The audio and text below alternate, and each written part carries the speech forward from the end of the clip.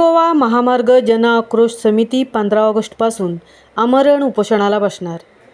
Mangaon ST बस स्थानकासमोर home हवनाचा कार्यक्रम संपन्न।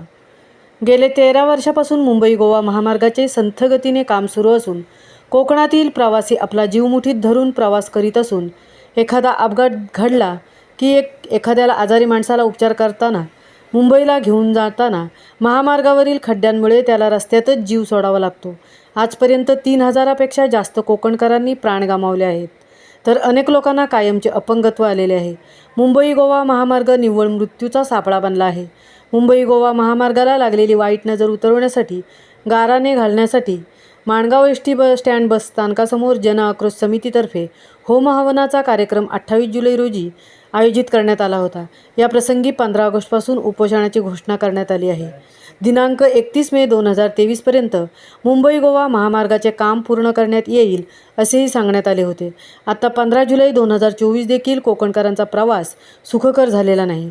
अद्याप रस्त्यावरचे खड्डे भरलेले नाहीत। जे काही डांबरीकरण झाले ते 2 महिनेसुद्धा टिकले नाही। अगदी उत्कृष्ट दर्जाचे काम महामार्गावर झाले असून महामार्गाची अवस्था दयनीय झाली आहे।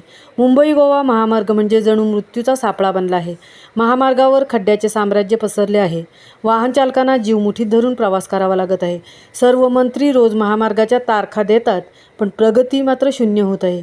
या सगळ्या गोष्टींचा निषेध करण्यासाठी मुंबई गोवा महामार्ग जन आक्रोश समितीतर्फे माणगाव येथे होम हवनाचा कार्यक्रम समितीचे अध्यक्ष अजय जाधव, सचिन रुपेश दर्गे, कोषाध्यक्ष संजय जंगम, माणगाव नगरपंचायतचे नगराध्यक्ष ज्ञानदेव पवार व अनेक माणगावकरांच्या उपस्थितीत हा कार्यक्रम संपन्न झाला। महामुंबईसह दीपक दपके, माणगाव, रायगड। बलं चंद्रबलं तदेव विद्याबलं देवबलं तदेव लक्ष्मीपते दुर्गस्मरामि लाभस्तेषां जयस्तेषां कुतस्तेषां पराजया येषामिति वरचानोदच जनाः गणा विनायकं गुरुगानो ब्रह्म विष्णु महेश्वरा आभिसिद्धार्थ सिद्धते पूजितोये सुरासुरे सर्वेशारद्रवस्ति भुवनेश्वरः पंचारमुखो भूतान पंचाक्षरम कुमार वाघरता विव संवृत्ता वाघरता प्रतिपत्तये यामः सर्वलोकानां प्रभुदीशास्त्रकारकः